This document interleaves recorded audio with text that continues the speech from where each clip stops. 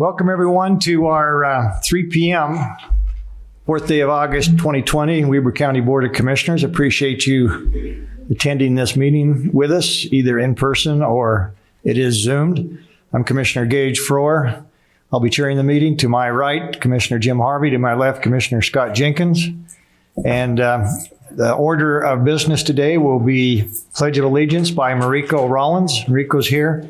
Then we'll go to invocation with Ricky Hatch.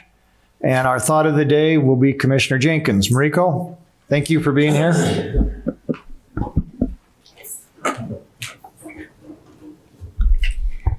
I pledge allegiance to the flag of the United States of America and to the republic for which it stands, one nation under God, indivisible, with liberty and justice for all.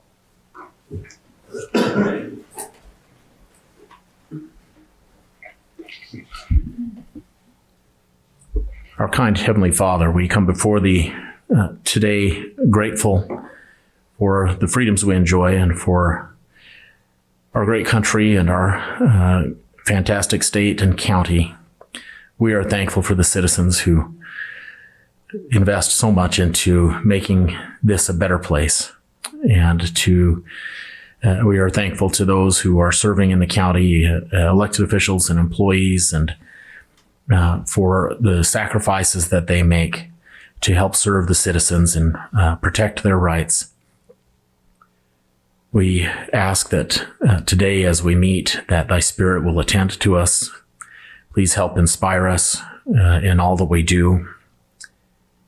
And we acknowledge Thy hand in our freedoms and acknowledge Thy governance, and pray that we can align ours with yours. And we say this in the name of Jesus Christ. Amen. Amen. Mr. Jenkins. Thank you very much. You know, this last week was an exceptional week we had in the county, and I want to give a shout out to our employees. We went out to an open house at the new archery facility out there, both Thursday night and then again Saturday morning for the general public. They had one. And it was amazing. Saturday morning, there were 3 or 4 vendors there that I was able to talk to. And there was this kid from Colorado that came over. I was sitting talking to him, and that kid says to me, he says, he says, this is like nothing I've ever seen. I says, what do you mean? He says, well, I travel all over the United States doing what I'm doing here. And he says, there's nothing like this. He says, nowhere. He says, I'm telling you. He says, I've even been down that Eastman building in Salt Lake. And he says, for competition shooting, that's one thing. But he says, for what we're doing here, you're doing, he says, there's nothing like this anywhere that I've ever seen. He says, is that unique? And he says, you guys have just had a vision here that most people don't know or understand. And he said, I just want to give you a heads up. Well, I kind of want to give our employees an attaboy for what they've done there. Not only that, but we just came back this morning from a field trip we took to Causey Dam. And the Forest Service gave us the okay last week to go up and grub out and flatten that potential parking area. And when the Forest Service gives you the okay like that, you want to jump. You don't want to hiccup. You want to do it so fast before they change their mind. So we called Joe and said, Joe, what can you do here? And he says, well, how about tomorrow morning? I said, well, you can't get up there that fast. And he says, actually, I think I probably could. I said, you'd really do that? And he said, oh, yeah. He says, I understand what you're saying here, Commissioner. When something like that happens, you got to jump quick. So he says, we'll get right up there. And they did. They got right up there. And we went up there this morning and looked at the extent of their work and what they did. And it was absolutely amazing what they've done up there, how they flattened that out and hauled in road base and put on it. And then went back with the grader and graded it out and finished the edges. It looked wonderful this morning.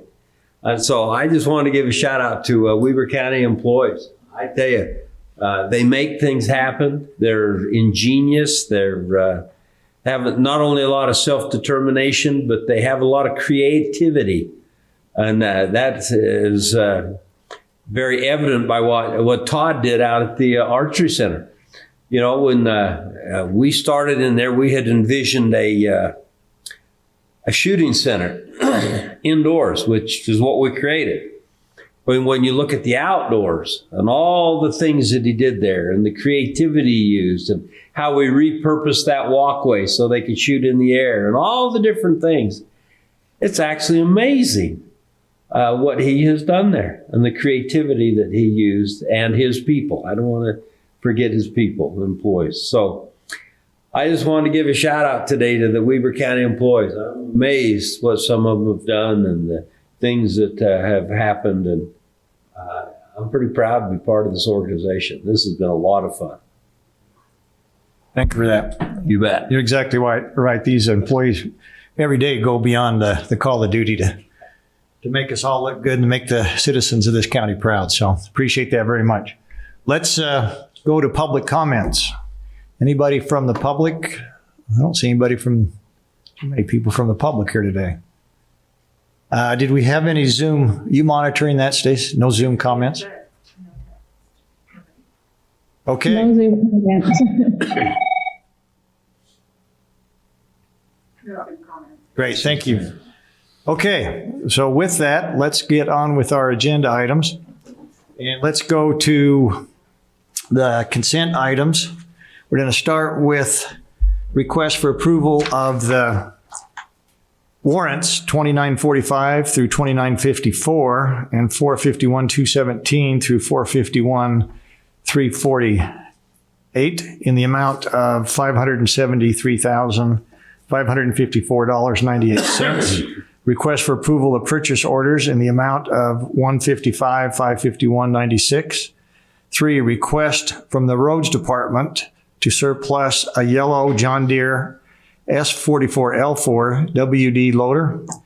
And 4, request to declare parcel number 050806 as surplus real property. Agenda item 5 under consent items we're taking off at the request to put that the following week. So we'll then go to request from Human Resources for approval of a policy 53500, which would be nepotism. And 7, request for approval of change order number 2 on the Granite Construction North Ogden Divide for pulverizing of old asphalt. With that, commissioners, I know Commissioner Jenkins, you had a question on the warrants. Yeah, let Ricky do his thing and then I'll question him. Okay, go ahead, Ricky.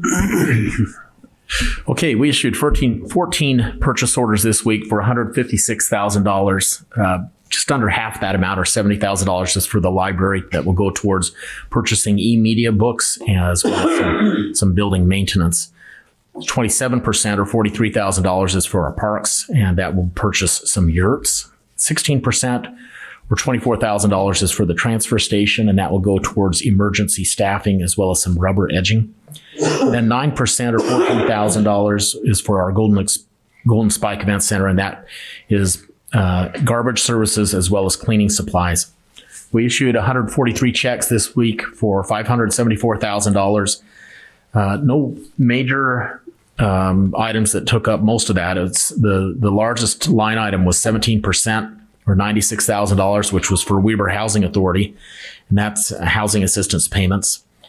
And then we had 2 items for 13%, or about $77,000. One was employee dental, vision, and disability insurance, and then another for corridor preservation reimbursement to North Ogden for land purchased on the 450 East project. 7%, we had a couple of items, about $42,000. One was for the 12th Street West construction, and the other was for construction at the archery range, as well as some work done on the Eden Tower and then the parking structure. Thank you, Ricky. Okay, questions? Questions I have, Mr. Chair. Normally you can pick these bills out and figure out what they're for, but we have so much going in the county right now, it's hard to figure that out. So on page 4, there's 27,000 Granite Construction Company Road and Highway Special Highway Supplies. Granite is the one that was working on North Ogden Divide, so that's North Ogden, right? Divide? That's to purchase asphalt, and the system doesn't provide any additional detail on whether that was specifically for North Ogden Divide or if that was just supplies that they're using for general. Oh, general paving. Okay, that's good to know. Next was the $41,000 for night irrigation. That's the West 12th Street. That's West 12th Street. So that night irrigation, that was the agreement we made with the folks who wanted to replace their own infrastructure instead of us doing it for them. Okay, I just want to make sure that is what that was.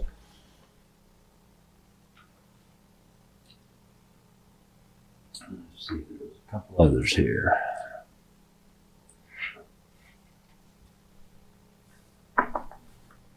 So Stacy Enterprises, that $93,000, that's for Andy Beatles and that home. And we gave that out of special funds that we had. Yeah, okay. Correct. I just want to make sure of that. That's the way I remember that one.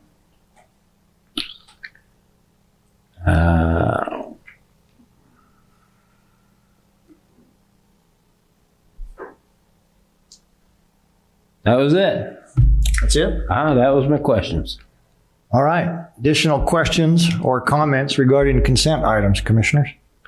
If not, I'd entertain a motion. None. No questions. And with that, Mr. Chair, motion to approve the consent items as presented. Thank you. We have a motion to approve the consent.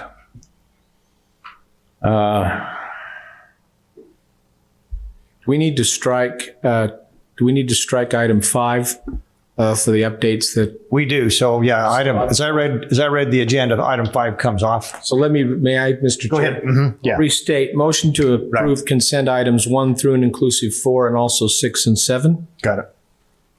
All right. And do we have a second on I that? have a second. We got a second. All those in favor say aye. Aye. Chair votes aye. Motion carries. Consent items are approved. Let's go to action items. Action item G1, request for approval of the first reading of an ordinance of Weber County amending certain fees to the Weber County fee ordinance for the ice sheet. Presenter, Mariko Rollins, please come forward. Good afternoon. Welcome again. Hi. I'm seeking approval to list the correct fees for our ice and services so that the ordinance is reflective online. There are no increase to the fees. They're the same fees we've been operating at.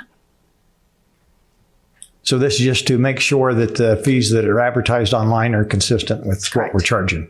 Is that correct? Yep. We will seek an increase next year as the Right. economy bounces back, and we feel that it's good for our area. Good. I'm glad to see the fees stay the same in today's world. Questions, commissioners?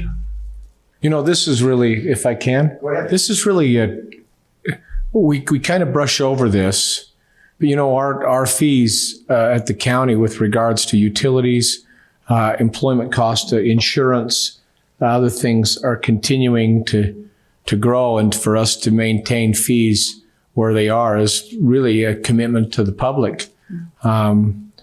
This is something that I know that the ice sheet, especially since March and COVID, is not seen the dip in use that other facilities have seen. Mariko, can you speak to that just generally on that? Yes. So we decided to kind of change tactics early on with COVID. And instead of backing off, we kind of leaned into family recreation and training. And we changed our reservation policy. We have been busier than ever. We've never been busier in a summer than since I've lived in Utah since 2001. So it's excellent to see, but it's also provided area families that haven't skated or trained at our facility to come here and be part of Weber County. So our costs in maintaining the ice don't go up because that's a fixed cost, as you well know, Commissioner. But we've been able to, with those extra revenues, been able to make sure that we capture the extra expenses so we didn't have to raise fees. So this is another great example that Culture, Parks, and Recreation, Mariko, you and your team are doing a great job in making sure we keep things affordable at the ice sheet. Thank you for that. And if you're ready, Mr. Chair, I'm ready. I'll make a motion that we accept that first reading of ordinance for the fees at the ice sheet. Got it. Okay. We have a motion. Aye. And a second. All those in favor? Aye. Aye. Chair votes aye. Motion carries. Thanks, Mariko, for being with us.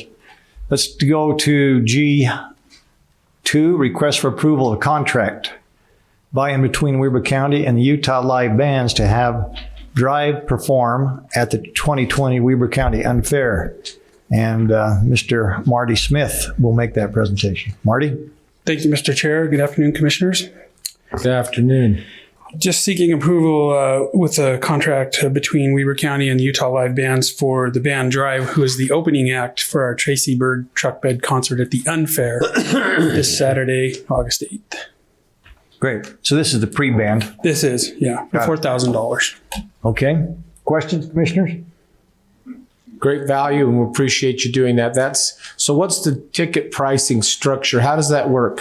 If people are interested in coming on Saturday night to the truck bed concert, can you give a little more detail? I can. Truck Bed concert starts at 8 o'clock. It'll be in the west parking lot of the fairgrounds, the Golden Spike Event Center. $200 per vehicle for premium, which is the first 3 rows or so. $125 per vehicle for GA. So that equates to, if you got 5 people, that's $25 a ticket. So it's a pretty great value. And the more people you can safely put in your vehicle in a seatbelt. No motorhomes, however, but otherwise the van, minivan, truck, car.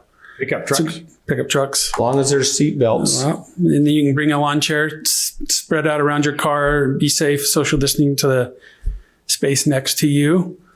Just no pop-up tents or anything, but bring your lawn chair, sit in the bed of your truck, sit in the ground. What Have a good great time. creative way to still have some semblance of normalcy in this. And so we appreciate the efforts y'all have made out there for this Unfair. Well, we hope for a great turnout. Tell your friends and your neighbors, and it's gonna be a rodeo and the Indian relay races 2 days and the youth rodeo. So a few really great events out there this week, starting tomorrow. Can you just give us a rundown? So tomorrow night starts the events. So tomorrow starts the events with the rodeo. That's a full rodeo. That's a full rodeo. That's Okay. right. That's all the events, rough stock and team roping and everything. Got it. Thursday, the youth rodeo. No, the rodeo is in the outdoor arena. That's right. In the stadium. Youth also in the stadium. Then Friday, we will have the Indian relays in the evening on the track.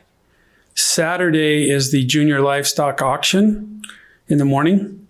And then the Indian relays again at 2 o'clock on the track. And then the truck bed concert in the evening. Yeah, good. Mr. Chair? Yes, sir. When's the Junior Livestock Show, Marty? If there's a sale, then there's a show. When does the Junior Livestock Show take place? Well, it goes on all week. Judging goes on all week in the shows. And I'm sorry. In the daytime? In the daytime. Every day. That's right. And that'll be, now, that's usually pretty packed in the back of the auction arena. What have you done differently this year? So this year, because of COVID, of course, we have moved that into the big Golden Spike Arena. So you will be able to come, particularly on Saturday, it gets really packed for the auction, and spread out and be safe and still come and support these Weber County youth, purchase their animals. And I'm sorry, I don't know the exact schedule in my head with goats and lambs and sheep and hogs each day, but it goes on all week starting tomorrow. Today was weigh in, and then the rest of the week are all the shows. You know, when you have a livestock show, Commissioner, you'd get 200 folks back there, and inside the 6,000 seat Golden Spike Arena, we ought to be able to safely seat 200 or 400 or 800 people in there without a problem and still have social distancing. We've got those big fans in there that keep things a little cooler and keep the sun off them. It'll be a good experience out there. You know, one of the things we learned, Marty, is about cutters. Commissioner Jenkins, we talked a little bit about this yesterday. I know that the meat cutters in the area were really kind to us this year by saying that they would accept the animals from the fair. But normally speaking, would you mind just commenting on that a little bit? Well, we were just talking about the demand for cutters right now. With COVID and all the meat plants across the country being down, has put an extreme pressure on the local services and meat cutters. And I have a nephew that's involved in this, and it's put a lot of pressure on him. He's months out on meat cutting and getting things done. And I was just telling the stories to him yesterday, and it's amazing to watch this take place. So the fact that they would take these fair animals is a good deal. We should be very grateful for that. Yeah.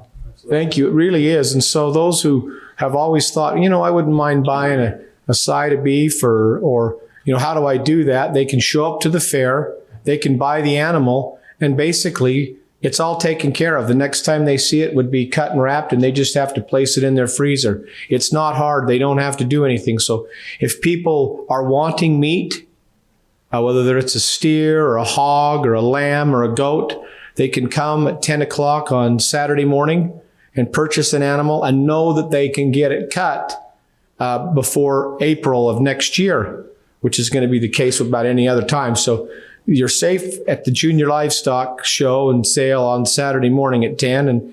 And we hope that people come out and support the youth and buy their animals off the floor at the fair. That'd be great. That's right. It's an easy process. I've done it myself. As you check out, if you're the winning bidder, you choose where you want to send your animal. The next thing you do is get a call from the processor. But we have strict protocols in place for cleaning. Guests can be assured they're safe. A lot of sanitizing going on, lots of social distancing, masks are required. So great. Thank you, Mr. Smith.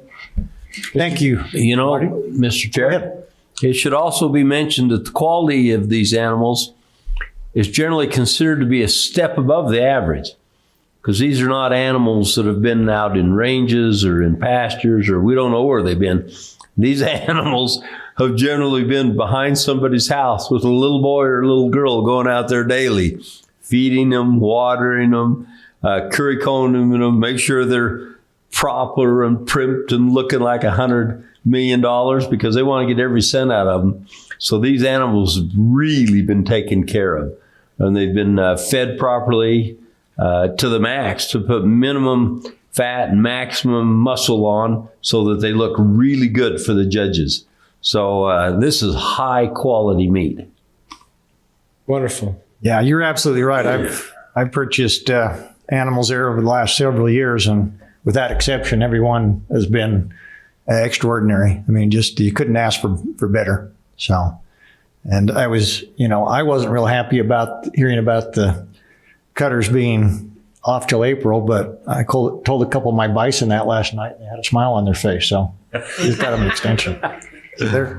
So not everybody's unhappy with that. That's true. Just want to let you know. Okay. With that, commissioners.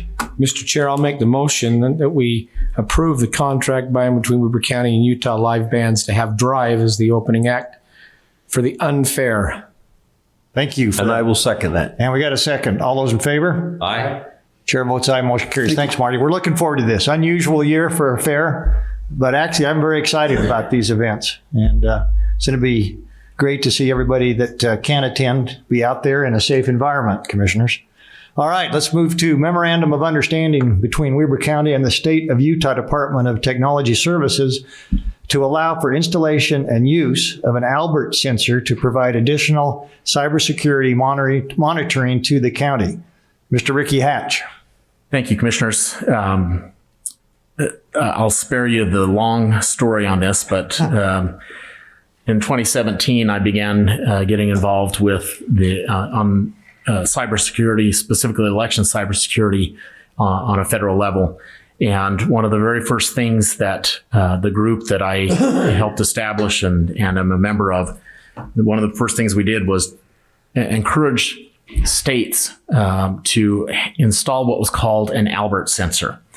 And Utah actually already had an Albert sensor at the time, and that was part of why Utah in 2016, although it was probed by a lot of entities, did not have any breaches or any problems at that time. It was part because of this Albert sensor. Part of the group that I was with, which works in conjunction with the Department of Homeland Security, we really encouraged installation of these Albert sensors throughout the country. Since then, all 50 states have successfully installed this Albert sensor on their state behind their state firewalls, and several states, including Florida, New Jersey, Louisiana, have actually installed Albert sensors in every county as well. And what these Albert sensors do is they monitor.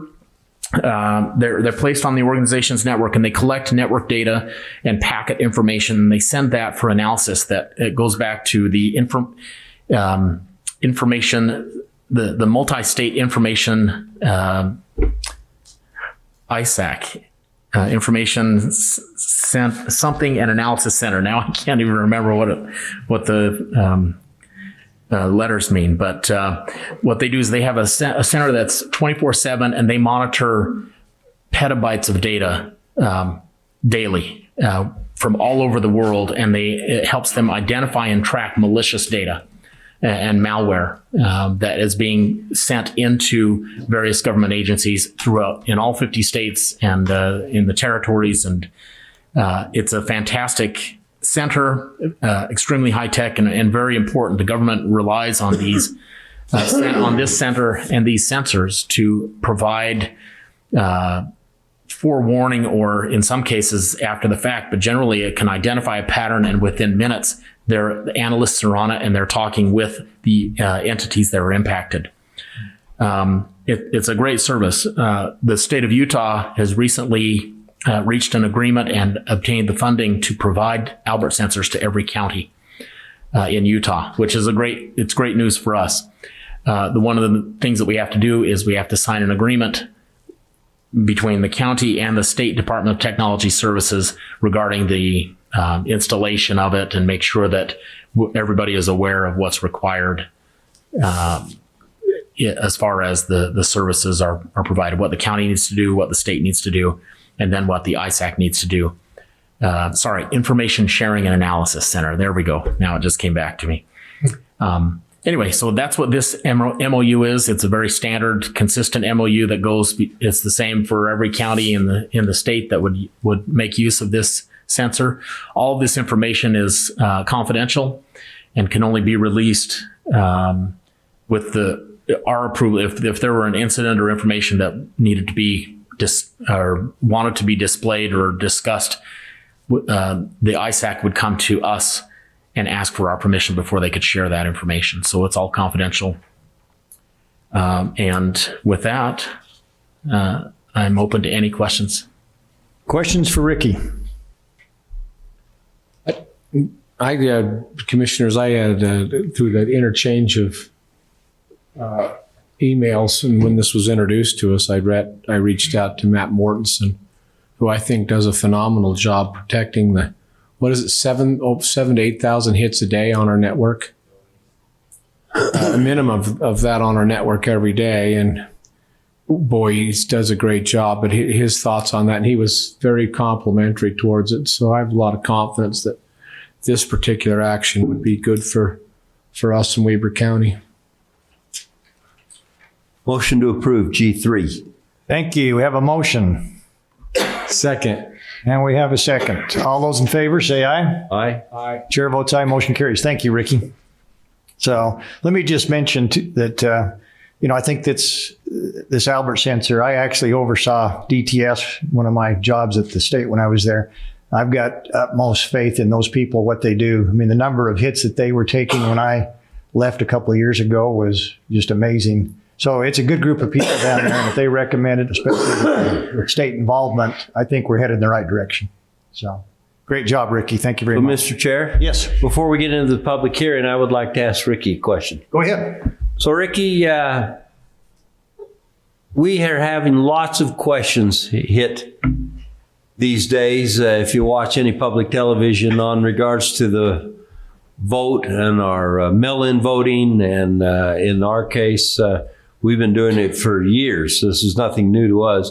Can you talk a little bit about that and to the security of it in Weber County? Absolutely, and thank you. I'll try to be done by 6. Yeah, and I should let people know that Ricky's considered one of the foremost experts in the nation on this. He's actually testified in front of Congress, was it? Yeah. Yeah. Absolutely. Yeah. So hats off to you, Ricky. Thank you. We're getting a lot of calls, and a lot of this is driven at the national level. And anytime you take an election method or voting, a method of voting, and you try to change it in a dramatic way in a short period of time, it's a challenge for election officials. It happens all the time at a state level, but now this year it's happening at a nationwide level, where a lot of states that have been doing traditional in-person voting have had to, because of the virus, have had to shift to a primarily by-mail focus. And that comes with some speed bumps. Now, in my work with the election officials, and I mentioned this on a radio interview on Friday, election officials across the country, when we work on something, when we collaborate together, 99% of the time, we don't even know what party the other election official belongs to. We just don't care about that. We care about having secure, proper elections that have integrity and that people can trust the results for. And we all want that. Now, we've heard bad things that have happened in Wisconsin with all the lines, and Georgia with some machines having problems, New York with delayed results. Oddly enough, the headline on July 1st said, primary elections held in Colorado and Utah went without a hitch. And that was about the only thing that was said nationally, because it just happened. It was just normal. In Utah, we've been voting by mail, believe it or not, for 30 years. It's just been very, very small, on a small scale, up until 2012, when the first county decided to do it. In 2013, Weber County was the first large county to conduct a full election by mail. That was our library bond. So we have had 7 years to hone our processes and our controls in Weber County. And we have done that. We have implemented, not just in Weber County, but really in the state of Utah, extensive controls that range from making sure that the voter registration database is clean, so dead people can't vote. For example, non-citizens can't vote; they can't get registered, we have control points throughout the entire process of the election that are able to identify and prevent voter fraud, as so many people are claiming. And many of our controls are solid, and a lot we don't share with others for security reasons. But suffice it to say, we could mail 10 ballots to every single voter in the county, and they could all return all 10 ballots and then try and go and vote in person. We will catch 100% of those, and only the first ballot that is received by the county would be the ballot that is counted. And that's due to a host of controls that we have. In addition, voters have to sign every voter has to sign their return envelope, and we look at every single signature. In the entire state of Utah, every single signature is analyzed and compared. And if it doesn't match, we reach out to the voter. They have a chance to cure that and make sure that their vote is counted. We have a lot of physical controls. We have a lot of cyber controls and process controls, lots of reconciliations to make sure that there are no additional ballots introduced into the stream that haven't gone through the proper signature verification and voter history, and make sure that no ballots have fallen out, that a poll worker or election judge just sees a voter that they know is going to vote the way they don't like. They can't pull that out because we would catch that in our reconciliation process. So we have just a tremendous amount of control in place. No election system is perfect, but Utah is really an example countrywide of the controls that should be in place. We have done webinars, we've reviewed documents, we've provided testimony to show other election officials across the country how to do it right. And I have confidence that they will work on it. November will be very bumpy nationwide, but in Utah, which I can say with certainty, it will be an election that will work like our elections have worked in the past, controlled, is secure, and full of integrity. Thank you. Thanks, Ricky. Great job on elections. Just couldn't say more. Anything else? Great. Thank you. Okay, commissioners, let's go to our public hearing. I'd Excuse me. entertain a motion. Mr. Chair, motion Yes. to adjourn a public meeting and convene a public hearing. Thank you. Second. All those in favor, say aye. Aye. Aye. Votes aye. We're now in a public hearing. Public hearing, first item is discuss amendments to the operating and capital budgets of Weber County for the 2020 calendar year. Mr. Scott Park, welcome. Well, thank you, commissioners. I was going to say good morning, but good afternoon. Good afternoon. Good afternoon. So you should have in front of you a summary of adjustments to the 2020 operating and capital budgets. What this is we've made various changes throughout the year. We have to deal with things as they come up, and this year has been especially interesting in dealing with things that have come up. So I just wanted to touch a couple of the highlights on that summary. So in that first section, you're going to see grants and other revenues. And what we're doing is we're asking for permission to receive and spend $11.3 million of CARES Act funding. This is money that's come through from the federal government to the state of Utah, then down to Weber County and the various cities within Weber County. So that's a big thing. We don't normally change the budget by $11.3 million for the whole year, and here we're doing it in one single line item. But that's just due to the extraordinary times that we're in right now.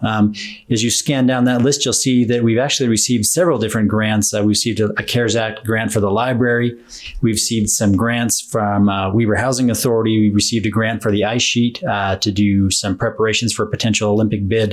We've received some grants for the justice assistance from the health department. So you'll see a bunch of different grants up there. So the revenues and the expenses basically are washed. We're receiving the grant money and then we're asking for permission to spend it. As we move down a little bit, you'll see a COVID other. Hold on just a second, Scott. go ahead. So Commissioner Ford, can you open up your, because mine won't open up. See if I can get it open. I just tried mine here again and it's not pulling up, but I have the most recent agenda. Yeah, so how'd you do that? You just hit. Just under calendar year where it said right there? Yeah, just hit that. Yeah, that's Didn't what I open. did.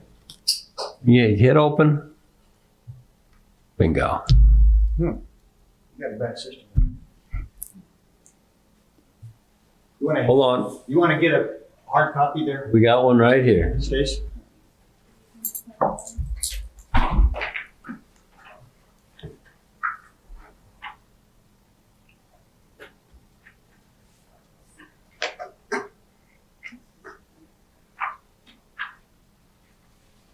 Okay, thank you.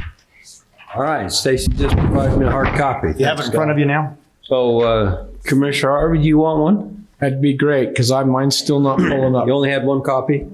That's okay. You want to come sit next to me and we rub shoulders? Nah, Put your mask on. I'm feeling really good about where I'm at. No, it's okay. We talked a lot about this, Scott. We have We've been over talked a this lot the last about it, and 2 or I 3 just want to times, see it as so we go through. Yeah, I'm This sorry, is just Scott. formalizing what we've talked about. Yeah, so just a quick Point out any changes if you would. I will, but just a quick note on the process. Every one of these budget changes goes before all 3 commissioners, and as soon as I get 2 signatures on them, then I add them to this list. So every one of these changes have been vetted and approved by at least 2 commissioners. In many cases, all 3 of you sign off on them, but I only need 2. Okay, so now we're at that second section, COVID other, $1 million. So what that is kind of just a placeholder. We put that in the budget before we knew that we were going to get a bunch of CARES Act money from the state. And what this is just basically a placeholder in case the health department needs additional funds to deal with COVID. We have it in our budget to send to them. If they don't need it, we're not going to send it. If they get other grants that they can use to pay for it, they'll use those other grants first. This is kind of like last and worst case scenario. If they need some additional money, we're putting it aside in our budget right now out of our fund balance, kind of as an emergency reserve. If they need it, they can tap into it. I don't anticipate that they'll need a ton of that money, but we're putting it aside $1 million just in case. All right, that next section, prior year rollover. So what these are projects that were started in 2019. They were approved in the 2019 budget, and they just did not get completed before the end of the year. And so what we're asking is to roll over that money to allow us to continue to complete those projects in 2020. And you've seen all these, and actually a lot of these projects have already been completed. Normally we would have asked for this budget change to be done in the first quarter, and we had it on the plans to do so, but then we had COVID hit and canceled some of the meetings for a while, and now we lumped it onto this budget change. So that's why you're seeing those now. Some of the other changes that we've done, North Ogden funding, we decided to change the scope of that a little bit, and we're rolling over $1.1 million to finish that project. So that was budgeted in prior years, and we're just rolling that over to this year. We've had some adjustments to our building inspectors. We used to have to contract out a lot and hire contracted labor at a high rate. So we're going to hire an additional employee to help us cover those services, and then we'll receive the revenues and keep the revenues to pay for that employee. We also had to deal with the fact that we lost our inmate labor out at the transfer station. And so there is a request in here to add 4 additional FTEs to the transfer station, the spotter operators, so that they can do the work that were formerly being done by the inmates that now can't come out because of the COVID-related issues. And then on that next page, you'll just see some others, and these are just various miscellaneous adjustments. So you'll see we had an Eden fuel tank system for $186,000. That's mandated by the state. There really wasn't much we could do about that. We had to pull out a fuel tank and put in a new one. And they're helping to pay for a portion of that, but that's our share of it. Some additions to the Eden radio tower, contribution to the WEBER Housing Authority. That was from our restricted housing dollars, but we gave them $270,000, and they're using that to help purchase property and do some other things to help with affordable housing. And then we are selling and buying a new roads department loader. So we're going to sell the old piece of equipment, and we're going to buy a new piece of equipment with those proceeds. So unless you have any specific questions, commissioners, I'll present to you for your consideration these changes to the operating and capital budgets for the year. Thank you, Scott. Questions, commissioners, on any of those items? I do have. Go ahead. So Scott, the Housing Authority, I do recall the RDA funds that we decided to put in there. I was thinking they were $200,000, not $270,000. Did we add to that the purchase, or is this is not the home that they just built? This is simply the purchase of that property. No, this was the first home, and then I believe also did this include the 2 or 3 lots? 3 lots, I believe.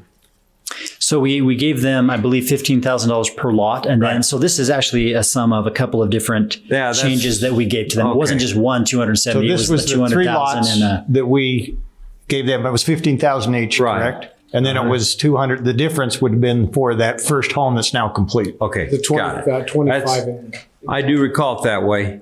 Yep. You must have explained this to them others, not me, because I don't remember going through this in this detail. You received that individual budget form that I always come over and have you sign. That's what these are. So this is a summation of all those. I signed that? I can go back and look to see if you signed that specific one, but we do have 2 signatures on each. So I know at least 2 of you signed off on it.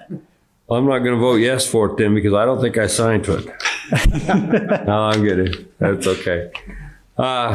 Sounds good. And thank you. Appreciate the explanation. Help. Commissioner Harvey, any questions? I don't. I don't. I remember the changes along the way and the detail. Thank you. Okay. Yeah, we appreciate your diligence on these and making sure that we have all the proper numbers in front of us. This is one of the biggest jobs that the county has, is maintaining these budgets and making sure these expenditures and the revenues are accounted for. I just might mention on the CARES Act funding, which is a major item there, $11.3 million. As of last night, we figured we had a little over, maybe a little under $8 million that will go in the hands of small business and businesses here in the next 10 to 14 days, so in the next couple of weeks. Yep. So I just wanted to make sure the public understands this is a direct pass-through to our businesses. First, to those businesses that were forced to shut down by government mandate. And second, the businesses that had an impact, which there are a number out there that had a revenue loss due to COVID-19.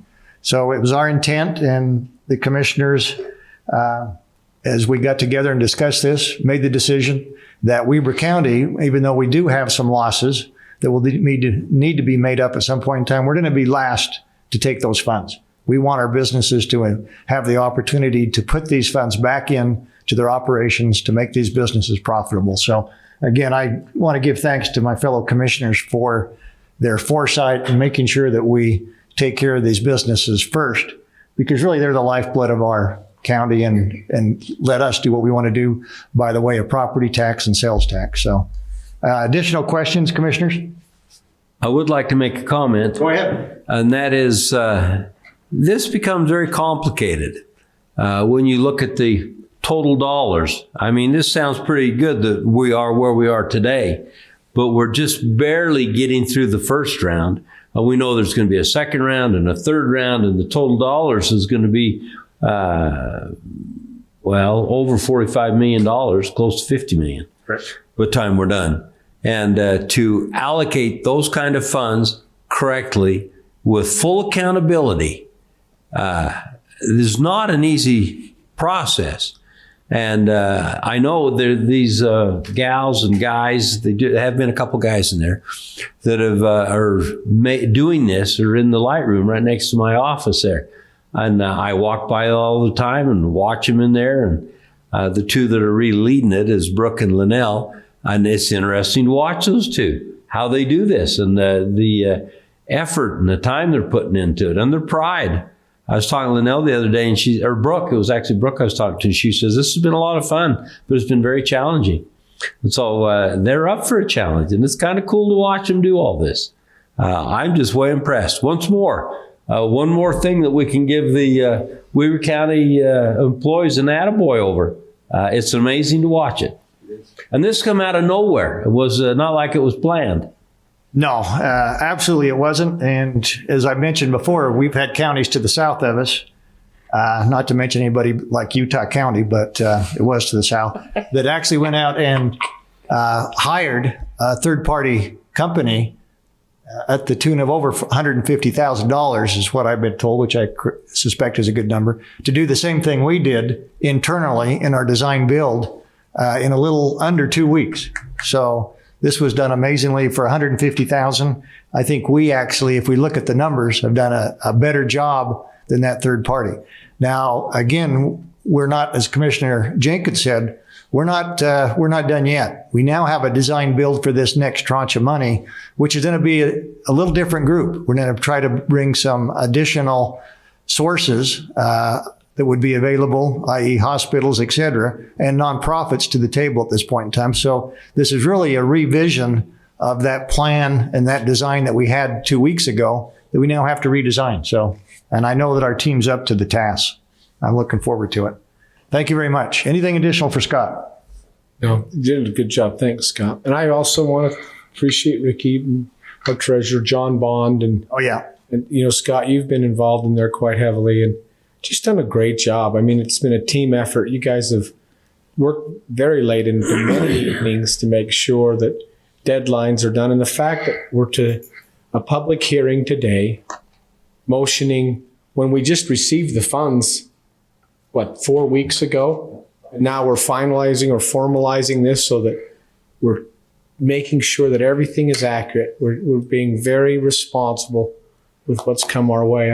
I'm just being right here in the same room and watching just the talent is just, we're lucky. You guys are great. Thank you. Appreciate it. Thank you. Thank you very much. And we need to mention Chris Crockett in that with John Bond and Scott. Oh, yeah. Chris was involved with those initial meetings to make sure that, a lot of us had ideas. Let's get this money out. And, The hammer. Chris reminded us very artfully that maybe we shouldn't do that in that way and kept us on track from a legal standpoint. So sometimes we didn't want to hear it, but we always appreciate it because it's usually very correct.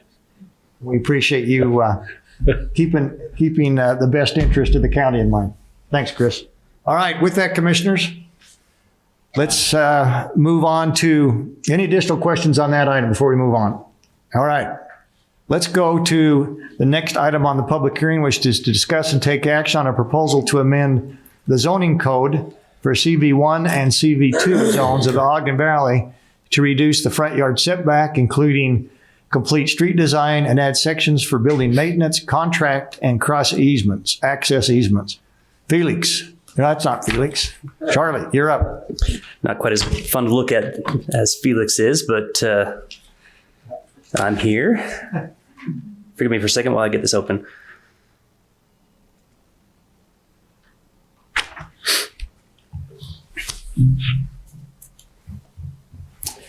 So, Commissioners, thank you. This in your packet and an additional handout that's been recently handed out to you in this meeting is this ordinance you see on the screen right now. Right now, it's just got a temporary number. If you were to act on it today, you'd give it a formal number. And what it does is it changes the CV1 and the CV2 zones. Right now, the CV1 zone and the CV2 zone, they both have a front yard setback that's away from the public right-of-way. They also have a side yard setback that's away from the property line. In these two CV zones, CV standing for Commercial Valley, so these are the commercial zones that apply to the Ogden Valley. If we are looking to implement the Ogden Valley General Plan, we should be looking to have opportunities in our codes for these buildings to be brought to the property lines, both side and front, and even to the rear in certain circumstances. And so we, as staff, took the initiative to bring this to you guys as a possible proposal to make that happen. This is a baby step towards implementing an ordinance that will create villages as prescribed by the Ogden Valley General Plan. It's kind of a Band-Aid for now until we get that more formalized ordinance in front of you guys for full consideration. As we looked at this, there was a few things that we noticed in the CV1 and CV2 zone that were a little bit concerning to the idea of creating commercial storefronts along these rights of way. One of which being parking facilities. So we do know as we move forward that we're going to want to see some on-street parking. Kind of think of a mini 25th Street, or if you've driven down the new Main Street, well, it was new, I guess, 10 years ago, of Colville, or even of Helper City. I mean, we're envisioning small town feel like that, where they have done full rejuvenation of those rights of way and essentially enhanced those village areas using the buildings themselves, essentially at the front setback, or excuse me, at the front property line as the framing of that public right of way.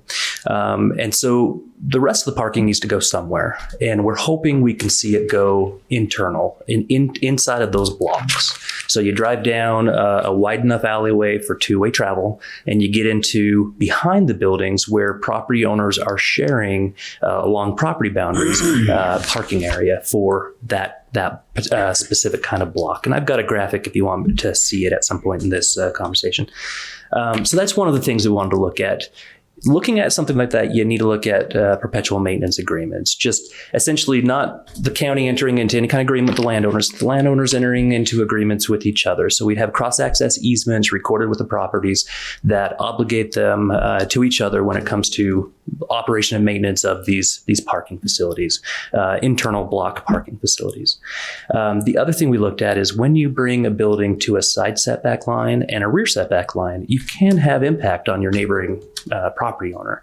And so we'd want to look at the opportunity for that neighboring property owner to get some kind of a maintenance agreement or easement, at least to have a say in whether or not that building should go right on that setback line. If the neighboring property owner won't acquiesce to a property agreement or a boundary agreement there, then the setback would be 10 feet up from the side and the rear on that. So those are the main tweaks that you'll see in here. The difference between what you saw yesterday when we talked about this in work session and what you see highlighted in yellow today is we were able to get it formally reviewed by legal, and we just made a few grammatical tweaks and clerical tweaks to make it say what it's supposed to say. Any questions for me? Perfect. Questions for Charlie? Questions? I do have. Go ahead. So on page 10, on complete street, item C, under subset 1B, you have in there a 10-foot sidewalk is required. A portion of the lot's frontage in CV1 or CV2 zone where a complete street is not required.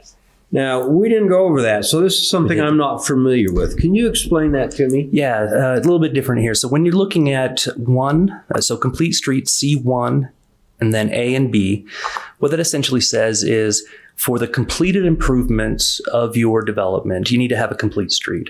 So let's say you've got a 20-acre lot, very wide frontage, but you're only doing 100 feet of frontage. You don't have to go all the way down to the end of that property. Unless you are more than a certain percentage of that frontage, then you might as well get that extra 25% done. When you get down to Part B there, that if there's a portion of your frontage, say it's a 20-acre lot, or it's let's just say it's 200 feet wide, your lot is, and you've only improved 100 feet.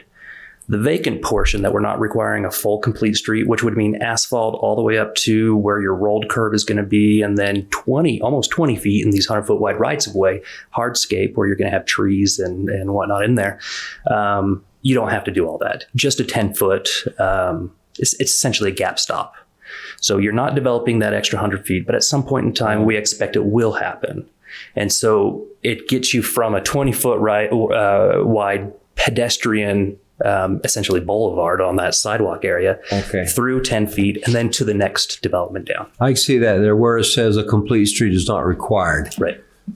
Okay, it makes sense now that you describe that. Explain it. And if there are other ways that we can write it to be clear, you see it's highlighted. We tweaked it a little bit to try and... This portion right here I've only seen for all of 10 seconds, 10 minutes here. And we're more than happy and if we you didn't want go over that in detail, that portion of it, and that's why I picked up on it when I was reading it. Yeah, we can, if you're more comfortable getting through all the details on this and going to another meeting, we can do that. I'm just fine. That's just fine. That was just, everything else in here made a fair amount of sense as quick as I read it, and I read it pretty quick. But that part we didn't go over, and so that's why it went up. Good question. Okay.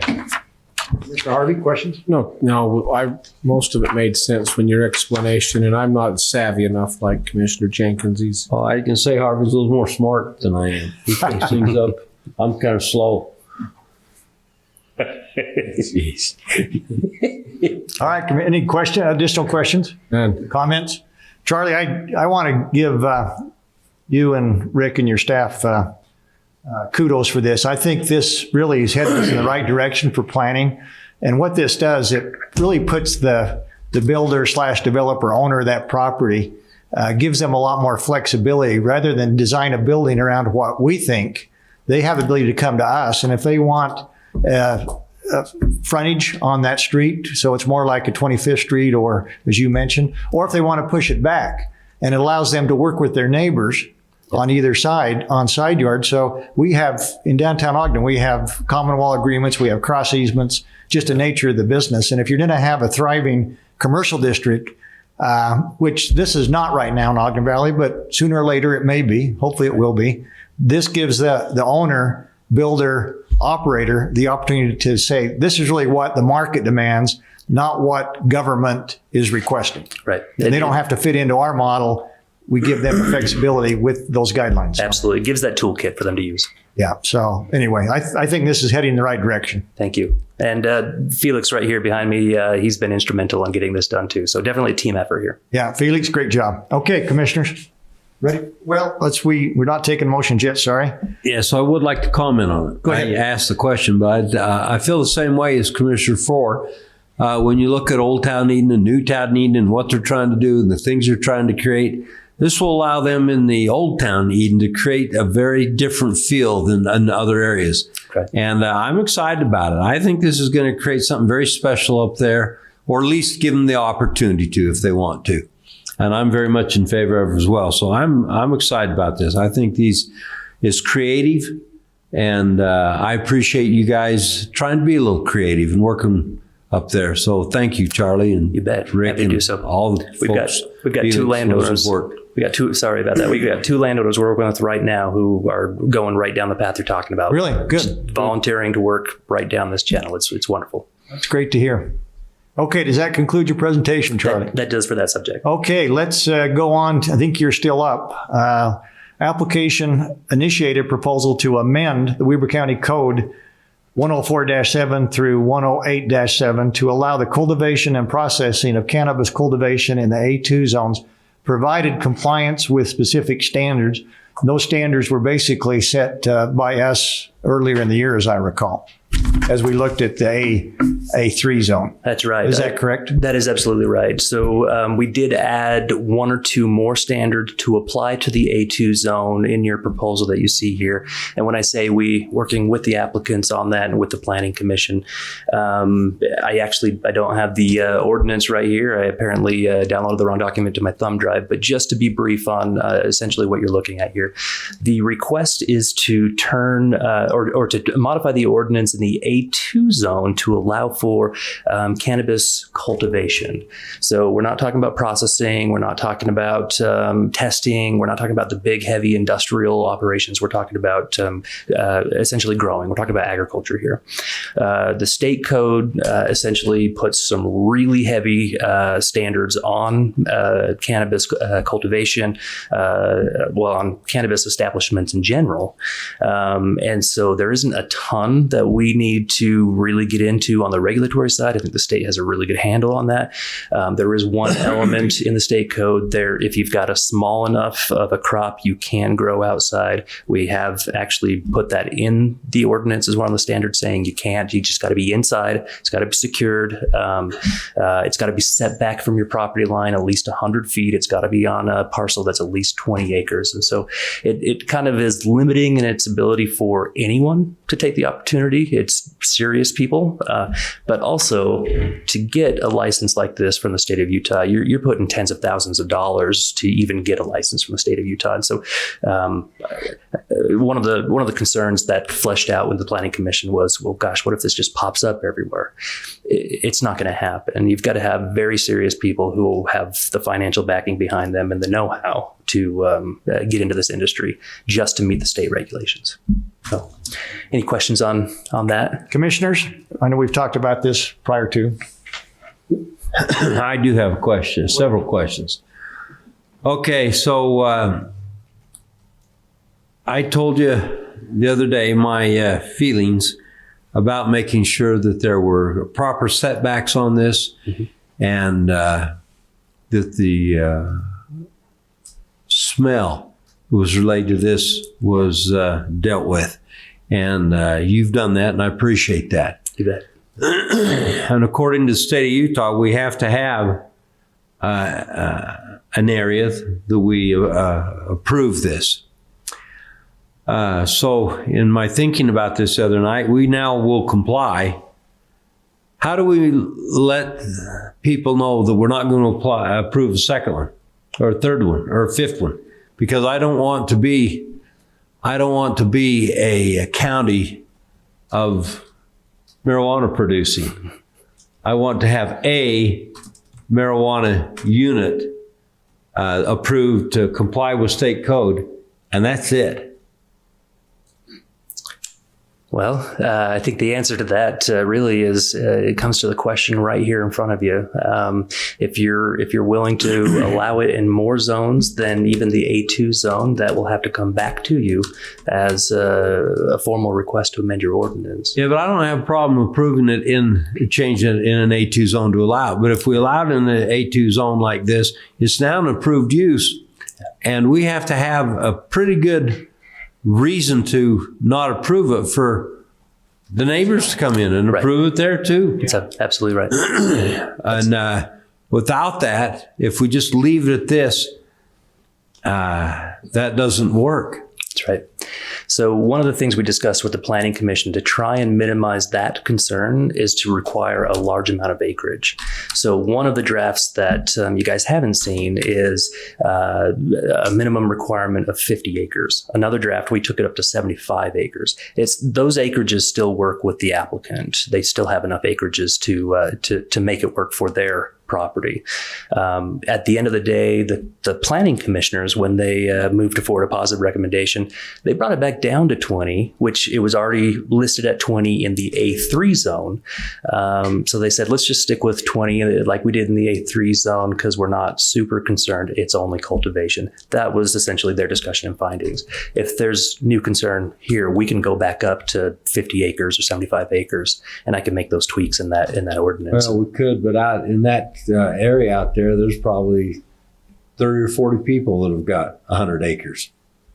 In fact, there might be 100 people that have 100 acres out there. I don't really know, but there's lots. So I did run an analysis of acreages that are out there. It's actually less than you might think.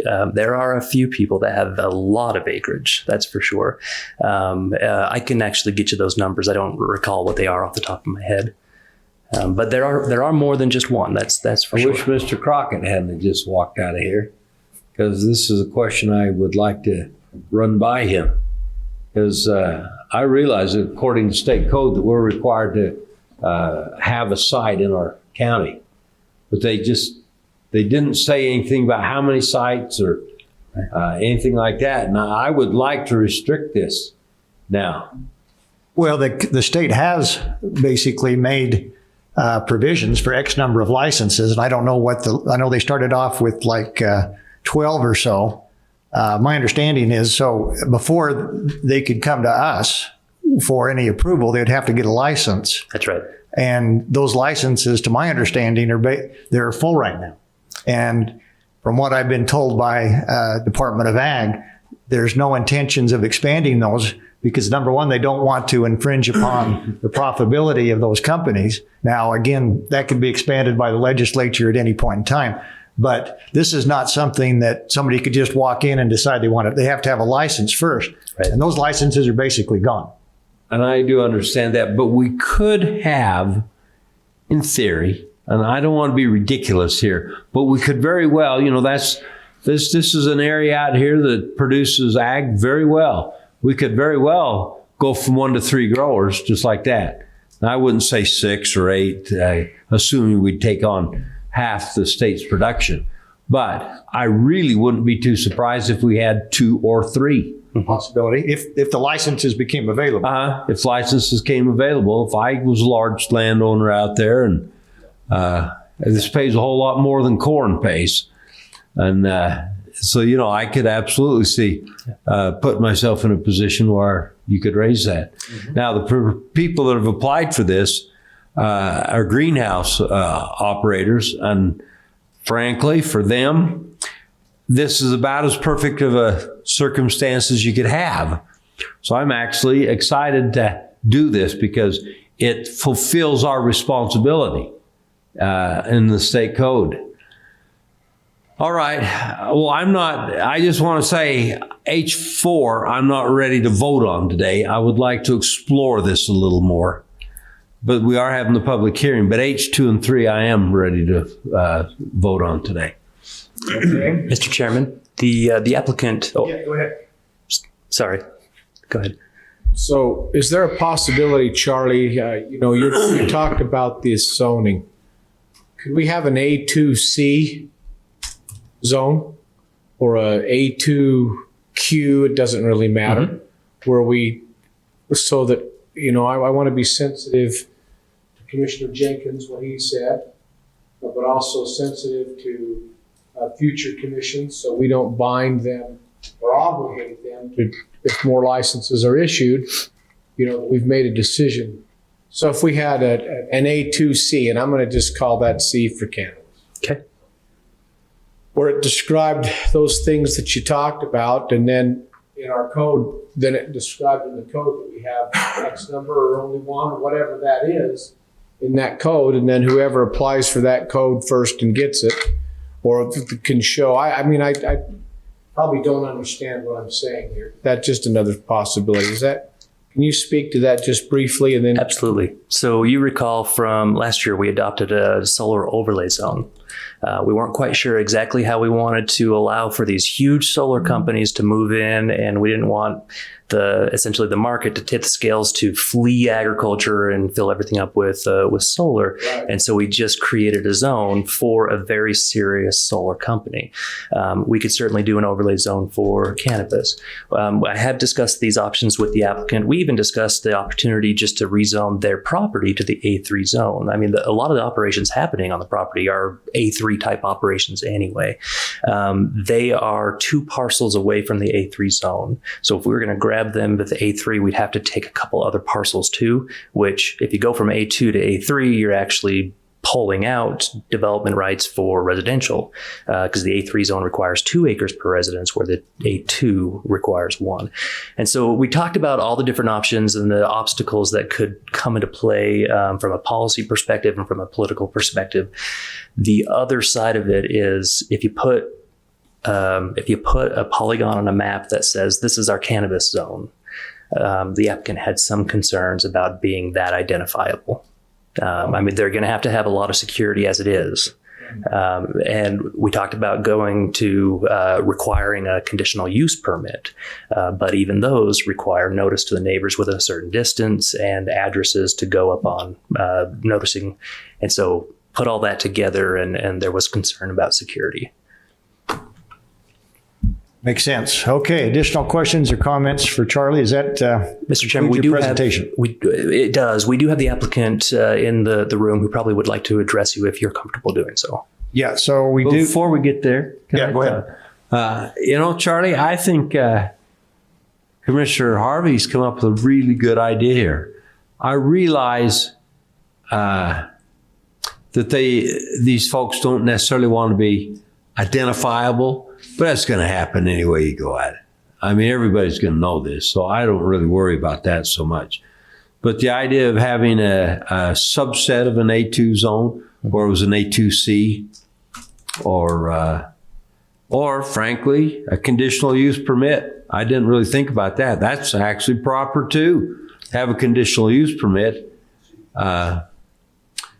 And that gives us grounds to argue we only want one in the county. Absolutely. And I didn't really think about, I'm not sure it needs to be part of the zoning. It just needs to be part of the condition. And we can certainly put this under a conditional use, and that solves the issue all the way. You're saying just make it a conditional use. Right. And then, but appropriate in the zone. So that is still, to make the zone change is still appropriate, and just make it a conditional use. And then that simply says we've made the condition once, we're not going to do it again, or whatever. Or if there's a second applicant, if this works out great, then it would have to run the full gamut again and be approved under a conditional use for a second one. Right. And I really like that. That puts the pressure on us as a commission and on our planning. Well, I'm trying to safeguard against future commissions as well. You know, this will be an item that'll be talked about for decades, and so. Well, this will put the pressure on future commissions. Yeah. And we don't want to necessarily take the pressure off of them, but it doesn't bind their hands. That's where I'm. So I really like the idea of putting this under a conditional use. If I could say that makes a lot of sense. If I could say a couple of words about that. Conditional uses right now are provable or approved by the Planning Commission, so it wouldn't come back to you guys for review. It wouldn't come back to you guys for essentially accountability review. Might I suggest that the ordinance that you have in front of you, rather than doing a conditional use or a conditional overlay zone, we change the ordinance that you have right here to say no more than one operation in the A2 zone. First come, first serve. That way, if a second one comes in, they have to come through this same process and ask no more than 2, no more than 3. And maybe that we keep that governance that way. So they have to continue to come and change the ordinance. Okay, so we'd have to change the ordinance to approve the second operation. Right. So that serves the same purpose as a conditional use, other than it comes to this, comes to you Planning guys. Commission, which Correct. I actually like better. I do too. I do too.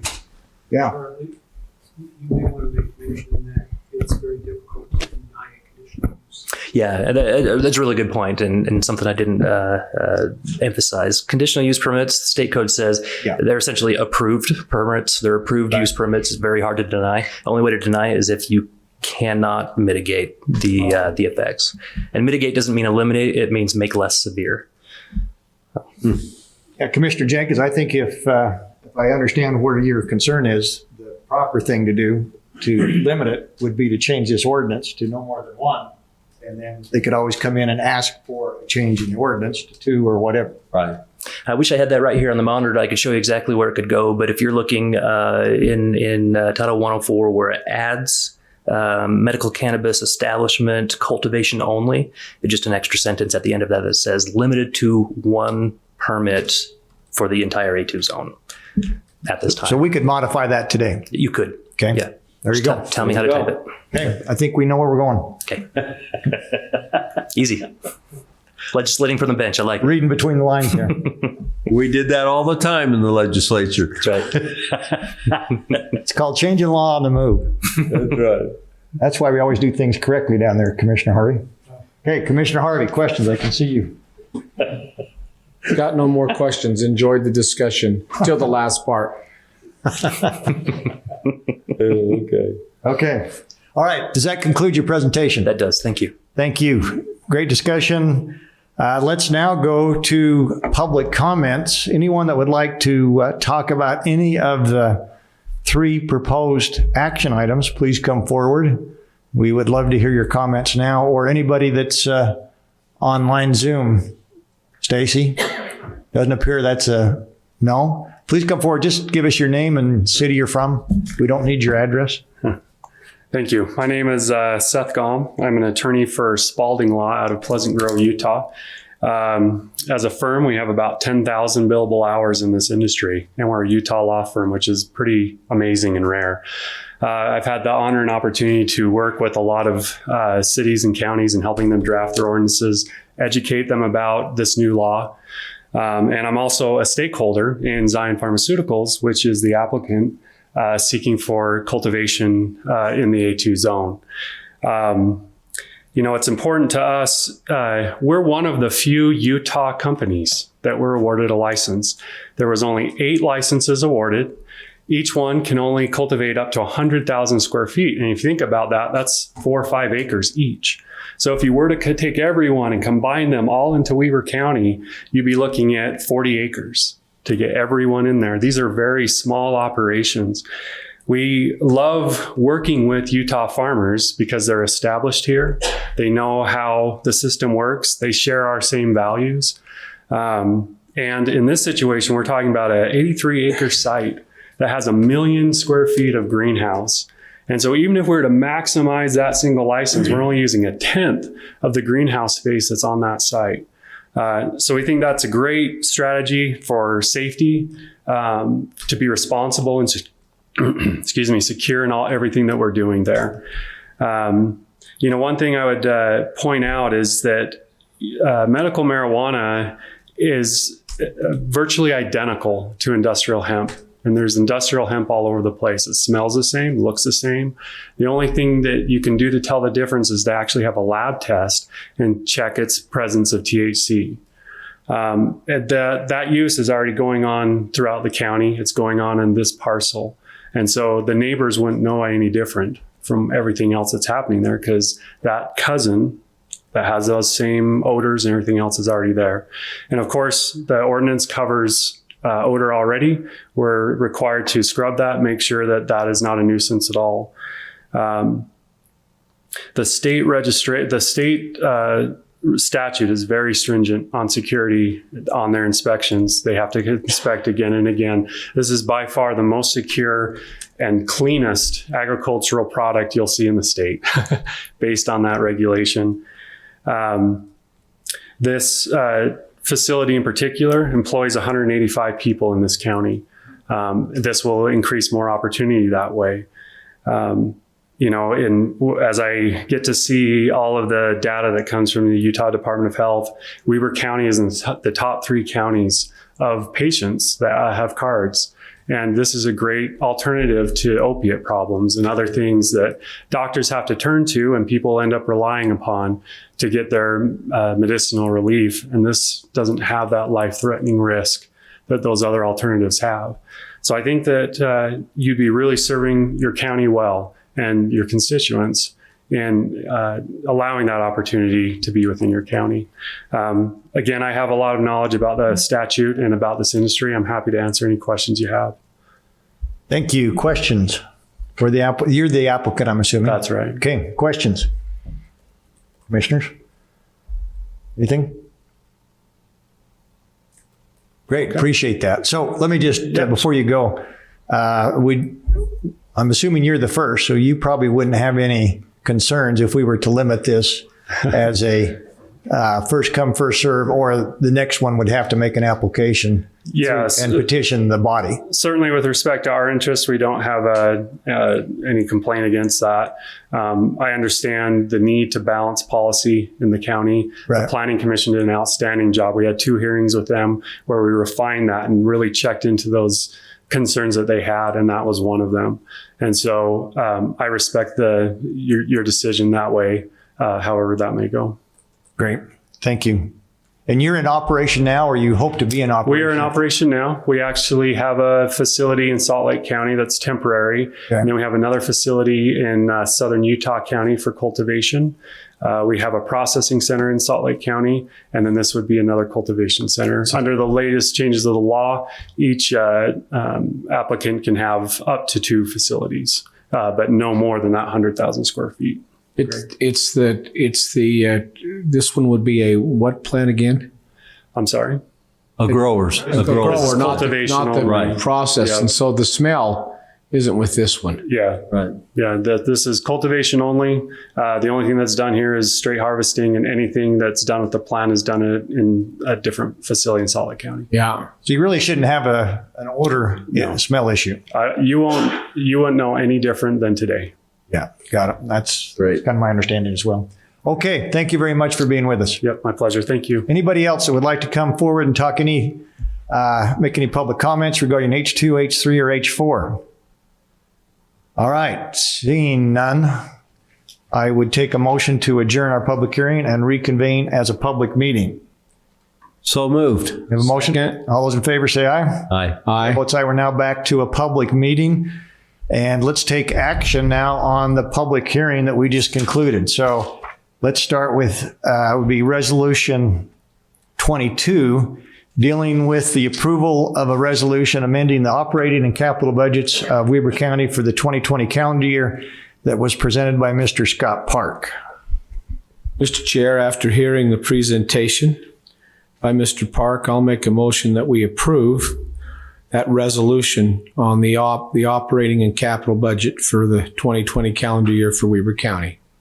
Thank you. We have a motion to approve. Second. And we have a second. All those in favor say aye. It's a Oh, resolution. excuse me, resolution. Sorry. Commissioner Harvey, Aye. Commissioner Jenkins, Aye. Chair Farr, Aye. Thank you. Thank you for that reminder. Okay, let's go to resolution on ordinance. What is this? 13. Or excuse me, 11. Is that correct? And it would be the Ogden Valley action on the zoning code for the CV1 and CV2 zones of Ogden Valley to reduce the front yard setback, including complete street design, and add sections for building maintenance, contract, and cross easement. Do we have a motion on that ordinance? I'd make a motion that we approve ordinance 11, which is H3 Ogden Valley, CV1 and CV2, and the description as you just read it. Thank you. And we had a motion. Do we have a second? And Second. we have a second. Commissioner Harvey, Aye. Commissioner Jenkins, Aye. Chair Farr, Aye, thank you. Final action item on H4, Ordinance 12, action on a proposal to amend Weber County Code 104-7 and 108-7 to allow the cultivation and processing of cannabis cultivation in the A2 zones provided compliance with specific standard. Mr. Chair, with the discussion that we had in the public meeting, I'll make a motion that we approve that 104-7 and 108-7, but to include the language of no more than one. So that specifically addresses the concerns and out of respect for Commissioner Jenkins' comments there. Okay. And that would be no more than one in the county. Okay? Okay. And not in the zone, in the county. Great. And I will second that. Okay, we have a motion, a second. Okay, ready for a motion? For a roll call. Commissioner Harvey, Aye. Commissioner Jenkins, Aye. Chair Farr. Aye, thank you. Great. Okay, motion carries. Thank you very much. Commissioner comments. This meeting went a little longer than I anticipated, but it was a great discussion. We're about ready to start one in about 30 minutes that maybe even funner discussion. So final comments. You're going to have plenty of opportunity to talk tonight as well. I would say I'm very pleased with what happened today. We've done good things, and I'm pleased with the little road trip that we took this morning to go up and see what happens. We've got a lot happening in the Upper Valley right now. We do. And it's really interesting to see what's taking place. Well, we've got a lot happening all over, not just the Upper Valley, even out in the West. All over. Yeah, so it's good to be here. It was good. Commissioner Harvey. No, thank you. Thank you. And yeah, it was a great road trip. We were, I offered a Jeep ride on the dirt trail, but it turned out that, just as a word of advice, if you have a car that runs on the internet, you probably should stay close to the internet. That is the truth, isn't it? With that, I'd make a motion to adjourn.